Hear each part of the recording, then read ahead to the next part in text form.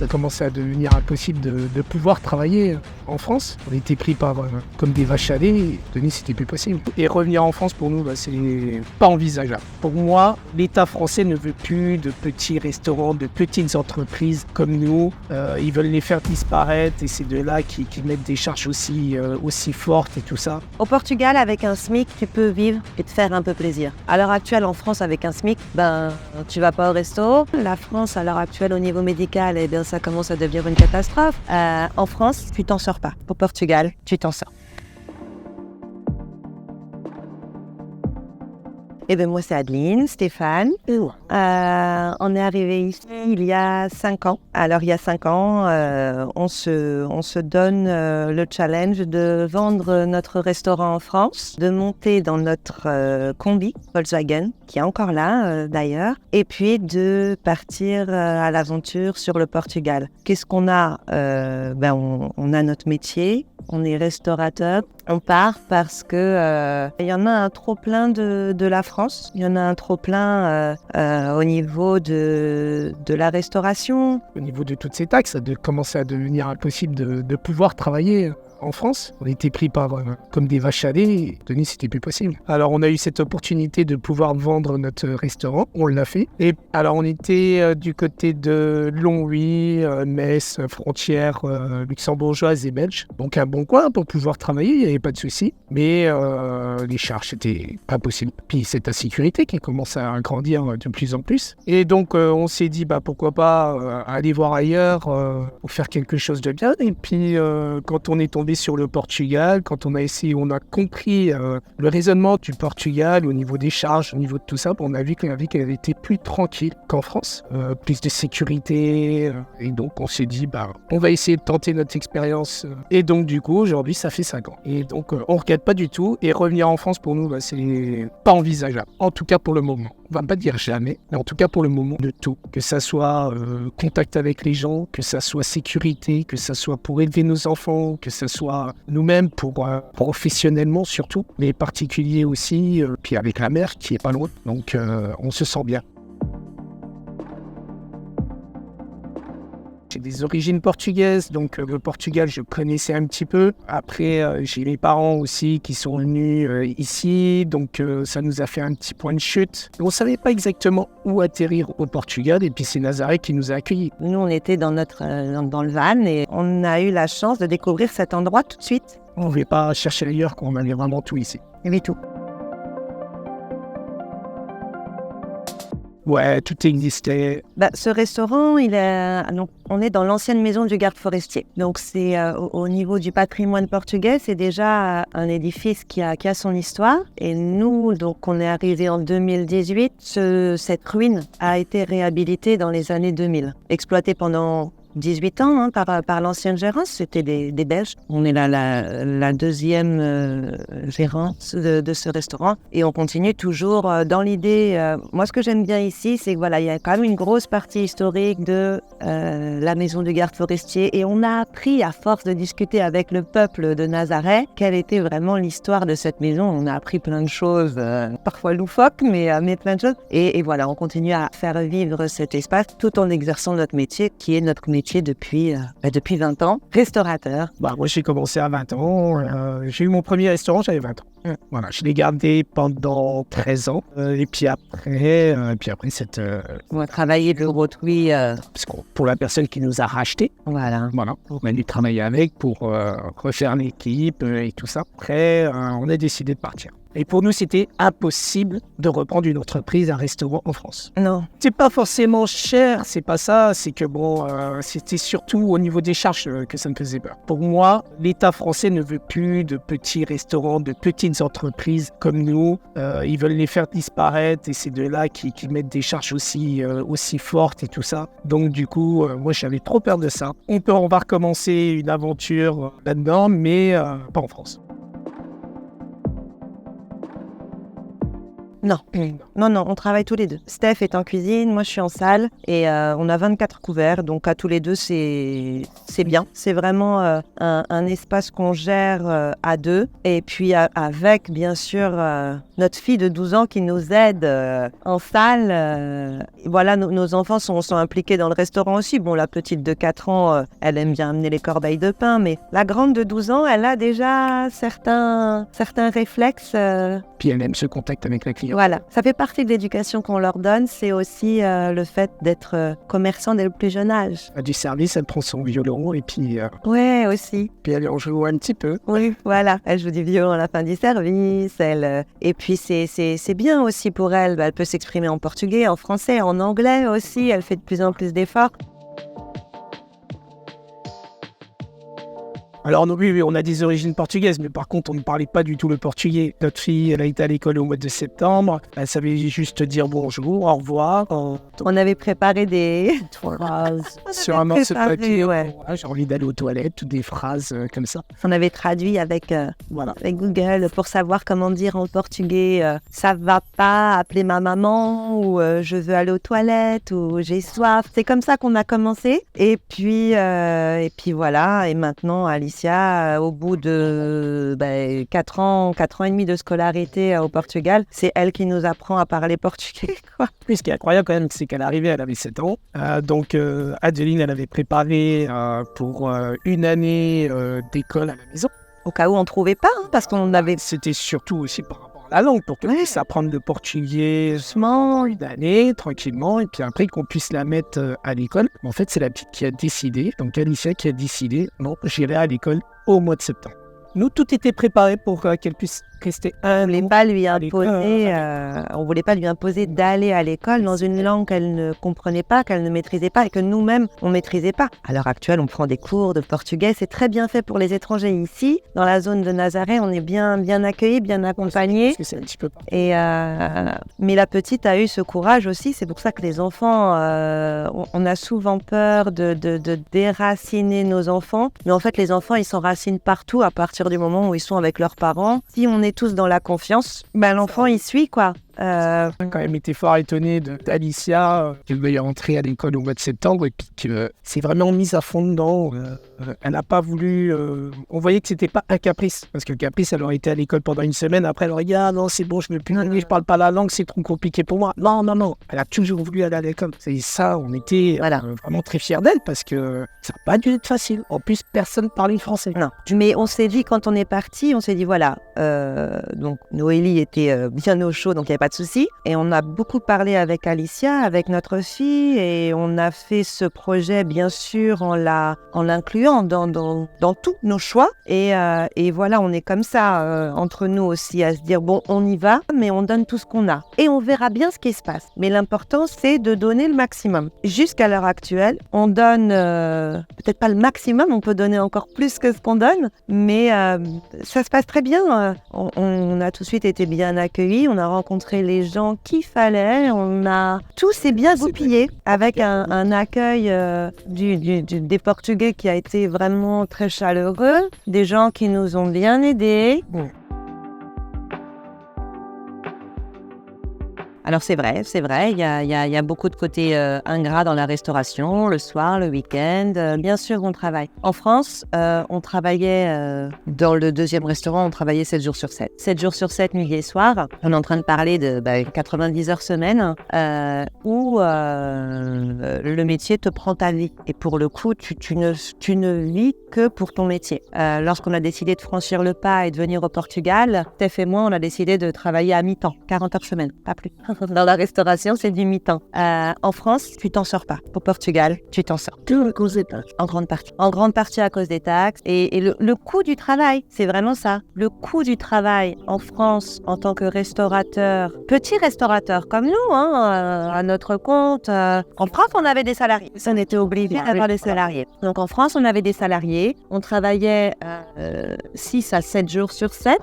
Donc les heures, on ne les comptait pas. Notre vie de famille était inexistante. Heureusement, heureusement qu'on se voyait au travail parce que sinon, c'était pas possible. On avait déjà Alicia, notre première fille, qui était gardée par les grands-parents. Tant et si bien qu'un jour, la gamine est arrivée au resto. On lui a demandé en tant que parent, mais dis bonjour. Et elle a complètement pété un câble en donnant des coups de pied dans le restaurant en disant je ne dirai bonjour à personne, ce restaurant m'a volé mes parents, je ne veux pas parler à qui que ce soit. Elle a décidé d'entamer une grève de la faim qui a duré 24 heures et c'était quand même très grand pour un enfant. 24 heures, c'est énorme. C'était sérieux. Que pour elle. Surtout pour elle qui est sur la nourriture. La nourriture, il faut pas rigoler avec ça. On s'est dit, ok, on travaille pour vivre, on doit travailler, on doit gagner de l'argent parce qu'on a nos enfants, parce qu'on a notre maison, parce qu'on a ceci. On a complètement été pris dans un cercle vicieux où le travail menait toute la danse. Il n'y avait plus que ça. Il n'y avait plus que ça. Alors on s'est dit, et c'est Alicia. Alicia nous a réveillés. On peut dire merci à notre fille. Elle nous a réveillés en disant, mais moi, c'est vous que je veux. Je veux pas, je veux mes parents. Et ce restaurant vole mes parents. Et je ne l'aime pas. Ça a été le début de notre réflexion. En se disant, bon, maintenant, ça va pas. Une solution. Il faut qu'on trouve une solution. Parents, ce sera notre premier métier. Il durera que quelques années, puisque les enfants s'en iront. On les fait pas pour soi, c'est des petits oiseaux. Donc, ils ont besoin de nous un temps. Et ce temps-là, on ne va pas le perdre. Donc, on a dit, OK, est-ce qu'on peut travailler à mi-temps en France et avoir le même train de vie ? Non, c'est impossible.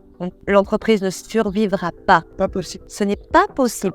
Ce n'est pas possible. Donc, qu'est-ce qu'on fait ? On a réfléchi quelque temps. On s'est dit, OK, et ben voilà, on part. On sait qu'au Portugal, travailler nous coûte moins cher parce qu'on est vraiment en train de parler du coût du travail. Pour gagner de l'argent, il faut pouvoir en donner. C'est ça. Et le Portugal s'avérait être la meilleure solution pour nous travailler à mi-temps, donc seulement 40 heures semaine. Et voilà, et s'occuper de notre fille. Et lorsqu'on a pris cette décision, lorsqu'on a décidé de vraiment aller à fond dans ce chemin, eh ben, il y a un deuxième bébé qui s'est présenté. Voilà, un bébé caché qui avait pris place, à savoir, peut-être que c'est notre réflexion qui a laissé la place à un autre enfant. C'est possible. En tout cas, maintenant, on est là tous les 4 et on travaille à mi-temps. On fait un service par jour et on vit bien. En France, c'est impossible. Est-ce qu'on a beaucoup étudié notre projet ? Non, absolument pas. Non, nous, on est partis en se disant, voilà, Steph est cuisinier, moi je suis responsable de salle. C'est des métiers, la restauration, qui sont pas faciles, mais c'est des métiers qui permettent de s'implanter partout, à condition de rester droit dans ce qu'on fait. On peut s'implanter partout, on est autonome et complémentaire pour mener notre profession. Donc, en fait, on s'est jeté dans l'aventure comme ça. Et on s'est dit, de toute façon, quoi qu'il se passe, on arrivera à rebondir, quoi qu'il arrive, par notre métier déjà, même si on a toujours travaillé ensemble depuis qu'on est ensemble. Hein. Donc on était prêts à se séparer dans le professionnel s'il fallait se séparer. Mais l'idée, bien sûr, c'était on vend notre restaurant en France, on monte dans le combi, on va au Portugal. L'idée, c'est de trouver un petit restaurant avec une petite maison et de commencer comme ça. Ça dépend. Quand on regarde avec le recul, on se dit oui, mais on a été fous sur le coup, quoi. On avait 32, 35. À cet âge-là aussi, on se dit c'est qui tout double, on y va, on tente. Ça marche, c'est bien. Si ça marche pas, on fera autre chose. Il y en a bien un qui disait la lune, vous retomberez dans les étoiles, hein. Comme un Oscar. Et c'est vrai. De toute façon, il faut, à un moment donné, faut faire confiance à la vie, il faut se faire confiance à soi et se dire allez, on y va. Et puis voilà. Oui et non, parce que j'ai des origines, comme je vous ai dit tout à l'heure, donc je ne parlais pas la langue, je me rends du mal aujourd'hui. Moi, je suis plutôt du Nord, donc je venais quand j'étais petit, je venais en vacances au Portugal. Mais bon, c'est tout. Après, je peux pas dire que par rapport à mes origines, je suis ici comme chez moi. C'est pas du tout ça. Et du coup, pour en revenir, nous, notre plus grosse inquiétude au début qu'on est arrivé au Portugal, c'était vraiment le fait que tu sois enceinte, qu'il fallait accoucher, qu'il fallait mettre tout en place. Pour accueillir l'enfant, voilà. Ouais, voilà. Et ça a été notre plus grosse inquiétude, d'arriver, de ne pas avoir de médecin, de voir le ventre commencer à bien se former. Mais c'était assez compliqué parce que en France, on était pris en charge, il n'y avait pas de problème. Puis après, donc, on a retrouvé un médecin, et puis après, tout s'est enchaîné. On s'était préparé à... Pour moi, en tout cas, personnellement, ça a été ma plus grosse inquiétude, c'était ça. C'était là. Après, le restant, ma foi, dans la vie, il faut tenter, on y va, et puis on verra bien. Maintenant, on va faire le maximum pour que ça marche. Si ça marche pas, parfois on aura tenté. Et ça, je pense que c'est ce qu'il fallait qu'on fasse. Il faut, c'est des petits paris comme ça la vie. Faut y aller. Non, beaucoup d'amis quand même. On a beaucoup d'amis. Et puis bon, c'est sûr que si on parle du côté d'expatriés, dès qu'on entend quelqu'un parler français, eh ben, on va tout de suite faire le lien, tout de suite discuter avec. Et nous, en plus, on commence à être connus en tant que restaurant français. Donc les Français qui se sont expatriés, qui veulent retrouver un peu les goûts culinaires de la France, alors ils viennent ici et puis là, tout de suite, ça fait des liens. Et vous venez d'où et machin. Alors on explique notre arrivée, ils expliquent la leur, et puis ça fait tout de suite des liens. Donc, nous, maintenant, on a énormément d'amis français qui habitent ici, mais tout le long de l'année. Et ce qui est marrant, c'est que c'est des personnes qui sont en retraite, pour la plupart, parce qu'il y a beaucoup plus de retraités que que d'actifs. Et donc, du coup, on a des amis de 75 ans qu'on s'entend, mais super bien avec. On a des amis de 60 ans, de tout âge. Il y a un lien amical, vraiment. Ouais. Qu'en France... Mais tu les croiserais dans la rue, tu ne leur parlerais pas. Je trouve que ce qui est important lorsqu'on décide de s'expatrier, que ce soit, parlons du Portugal puisqu'on y est, je crois que si tu veux t'expatrier, il faut aussi faire l'effort d'apprendre la langue du pays dans lequel tu décides de t'expatrier. Et ça, c'est très important. Les Portugais avec qui on parle nous disent souvent « Ah, há muitos franceses aqui ». Mais les Portugais vont aimer que tu fasses l'effort aussi d'apprendre leur langue. Et pour moi, c'est indissociable. On a décidé de venir au Portugal. On reste français, bien sûr. On a choisi le Portugal pour vivre. On se doit quand même d'apprendre la langue, d'apprendre un peu l'histoire du Portugal, par respect. Je pense que c'est très important. Par respect de la population, par respect du pays que tu as choisi pour vivre, eh bien, tu te dois quand même, en tant qu'expatrié, de faire cet effort. Les Portugais vont être très réceptifs avec moi en salle quand ils entendent des fois les erreurs de vocabulaire que je fais en portugais, mais des choses incroyables. Je vais te raconter une anecdote, mais c'était un peu... une fois, j'ai besoin d'une pile, une batterie, tu vois, pour un jouet de la gosse. Et en fait, mon accent n'étant pas forcément bien fait, puisque je reste française, je demande una pila, au lieu de demander una pilia. Pila, ça veut dire pénis. Pilia, ça veut dire pile. Alors imagine-moi, demander au vendeur un pénis. Mais il a tellement compris que j'essayais de faire l'effort que finalement, on est parti dans un éclat de rire. Et en fait, c'est une petite anecdote, mais ça crée l'affection avec la personne. Puisque la personne, elle comprend que toi, tu essayes de faire l'effort et que tu te trompes. Et tu t'imagines demander un pénis au lieu de demander une pile. Bon, voilà. Le client, pour toute la vie, il va s'en souvenir. Et toi aussi. Et c'est comme ça également qu'on crée le lien. Et c'est marrant. Tu vois, la grande différence qu'on voit par rapport à la France au niveau de la restauration. En général, ici au Portugal, la femme est en cuisine, l'homme est en salle. En France, c'est l'inverse. L'homme est en cuisine, la femme est en salle. Pourquoi ? C'est une généralité. Est-ce qu'on peut en tirer des conclusions ou pas ? Je sais pas. Quand tu regardes l'époque de nos grands-parents, moi j'avais mon grand-père donc, qui est venu de Sardaigne avec ma grand-mère. Mon grand-père ne cuisinait pas du tout. De l'autre côté, donc du côté maternel, donc ils venaient tous les deux du Portugal. Et mon grand-père ne cuisinait pas non plus. Mais rien du tout. C'était impressionnant. C'était tout la mamie qui faisait. C'était la maman qui faisait. Aujourd'hui, au Portugal, c'est vrai que les anciens ne cuisinent pas. C'est la femme qui gère la maison. Donc l'homme, il va bosser. Et généralement, l'homme bosse, il a du travail. Je parle de la génération, on va dire, plus de 50. Ouais. Peut-être même voir un peu plus. On va dire déjà plus de 50. Ils ont deux travails. Leur travail dans une entreprise et tout. Deuxième travail pour arrondir les fins de mois.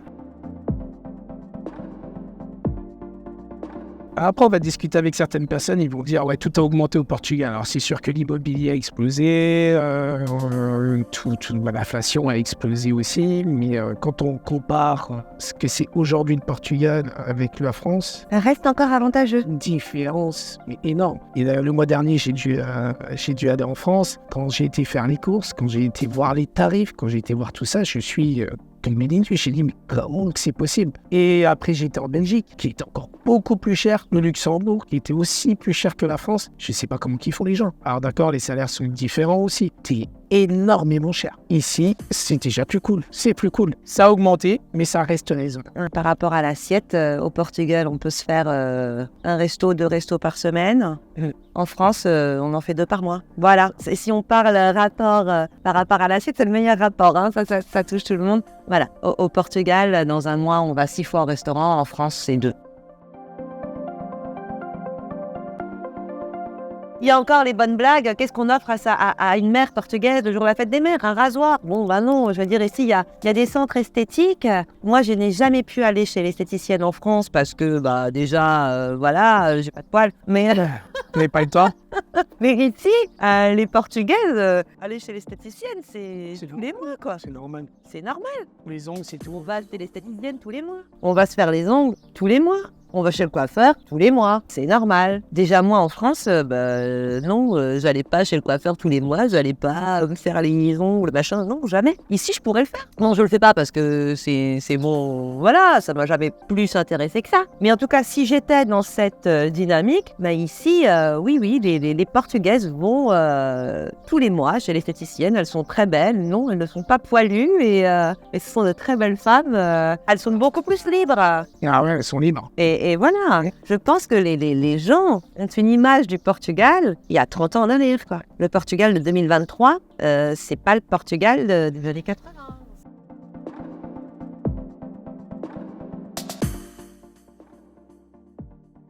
Les amis, oui, forcément, ça manque, hein, les amis et puis la famille. Mais de les avoir proches, ça c'est sûr que ne peut pas y aller quand on veut. Après, eux, ils viennent. Et quand ils viennent, par contre, on va en profiter à 100%. C'est qu'ils viennent dormir chez nous. Donc, on les voit du matin jusqu'au soir. On profite vraiment de... On a changé notre rapport avec les proches aussi. C'est ça. Après, de la nostalgie, bah ouais, sur certaines choses, culturellement parlant, peut-être, oui, on a toujours un peu cette saudade, mais c'est pas... on découvre d'autres choses aussi, donc quelque part, l'équilibre est là, quoi. Entre la nostalgie et la découverte. On est content de rentrer ici. C'est incroyable. Chez nous, maintenant, on est français, on restera français dans notre venue, hein, on restera français quoi qu'il en soit, mais le cœur, quant à lui, je vais inventer un mot, se portugalise. Ça fait existe? Je pense pas. Au Portugal, avec un SMIC, tu peux vivre et te faire un peu plaisir. À l'heure actuelle, en France, avec un SMIC, tu vas pas au resto. Ici, si t'as rien à faire, tu fais quoi? Tu prends ta voiture, tu fais 2 km, t'as l'océan. Voilà. Avec un SMIC, si ma femme était seule avec un enfant, elle ferait vraiment à peine le tour du mois. Mais tu peux pas. Ouais. Tu ne peux pas. Du mois. Parfois, parfois, elle me dit je travaille, mais avec cet argent-là, mais c'est rien du tout, quoi. C'est rien du tout, quoi. Hein? Ici, avec un SMIC, tu peux te faire un peu plaisir. Alors, imagine bien les gens qui viennent en vacances au Portugal, qui ont des SMIC français ou belges ou luxembourgeois, etc. Là, c'est l'Eldorado. Mais nous, on est français, on vit au Portugal, on vit exactement comme des Portugais. La seule chose qui nous différencie, c'est notre accent, c'est tout. Sinon, on vit comme les Portugais, à la portugaise, salaire portugais, charge portugaise. On n'a plus rien à voir en France, on n'a absolument plus rien du tout en France. Et on arrive plus se faire plaisir ici, avec les enfants. Je suis en train de parler d'un SMIC, plutôt qu'en France, avec le SMIC français et le coût de la vie française, parce que tout va de pair. Bien sûr, tu as un salaire plus haut en France, mais tout te coûte plus cher. Au Portugal, tu as moitié moins, mais tout te coûte moitié moins. Donc finalement, l'un dans l'autre... Les prix ont monté ici, mais quand même. Oui, oui. C'est beaucoup plus cher qu'il y a 5 ans en arrière qu'une réalité. Mais ça reste encore plus avantageux. Bien que l'inflation, que veux-tu y faire? Elle est partout. Pas nous qui dominons ça. On le subit. En fait, quitte à subir, il vaut mieux subir ici. Voilà, c'est ça. Sans France. Mieux subir au Portugal qu'en France. Parce que tu subis de toute façon. Mais ici, c'est plus confortable. C'est bon. Tu subis mieux. Plus facile. Ouais, tu subis plus facile.